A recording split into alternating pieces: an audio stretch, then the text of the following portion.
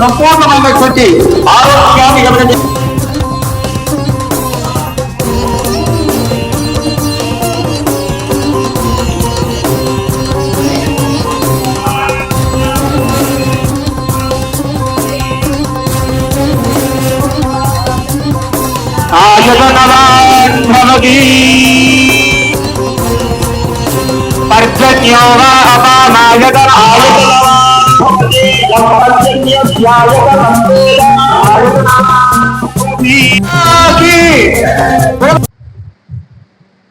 వేదిక మీద ఆశీనులైన పెద్దలకు, వేదిక ఎదురుగా ఉన్న భక్త మహాశయులందరికీ హృదయపూర్వక నమస్కారం.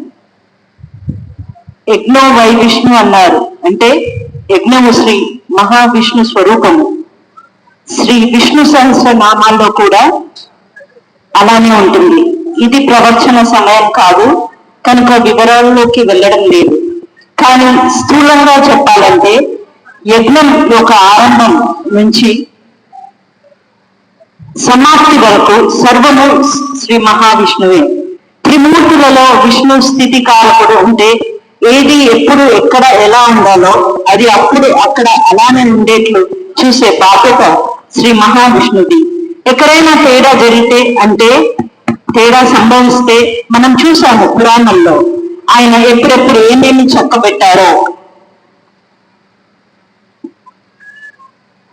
కనుక ఈ యజ్ఞం అనే కార్యం మన సాంప్రదాయంలో వేదోక్తమైన పవిత్రమైన విడదీయరాని ఒక అంతర్భాగం. ఈ యజ్ఞాలతో శ్రీ మహావిష్ణువు సంతృప్తి పడతాడు. ఈ పాటికి ప్రవచనాల పుణ్యమాని మనందరికీ పంచయజ్ఞాలంటే ఏమిటో తెలుసు.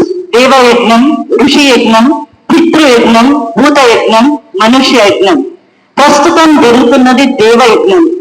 ఈ దేవయజ్ఞముల ద్వారా దేవతలు సంతృప్తి పడతారు. దేవతలను సంతృప్తి పరచాల్సిన అవసరం ఏమిటి అనేది ప్రశ్న.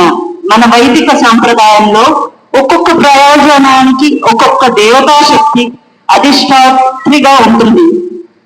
ఆయా ప్రయోజనాలు పొందదలుచుకున్న వాళ్ళు ఆయా దేవతలను ప్రసన్నం చేసుకోవాలి.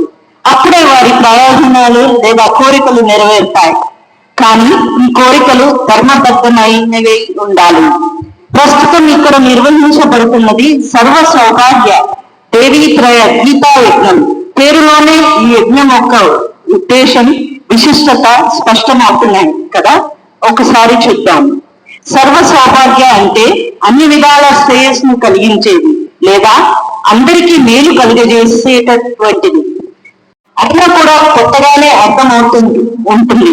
అటువంటి భగవద్గీతను కూడా ఈ కార్యక్రమంలో ఒక అంతర్భాగంగా చేయడం నిజంగా హర్షించదగిన విషయం. ఈ సర్వ సౌభాగ్య దేవీత్రయ గీతా యజ్ఞం లోక సంక్షేమాన్ని దృష్టిలో పెట్టుకొని నిర్వహించేదే కనుక దీని కులమతాలకు అతీతంగా ఎవరైనా ఆచరించవచ్చు. ఆ ప్రకారంగానే గతంలో కొన్ని సందర్భాల్లో ముస్లింలు, కొన్ని సందర్భాల్లో క్రైస్తవులు కూడా ఈ మహాయజ్ఞాన్ని చేసిన దాఖలాలు ఉన్నాయి.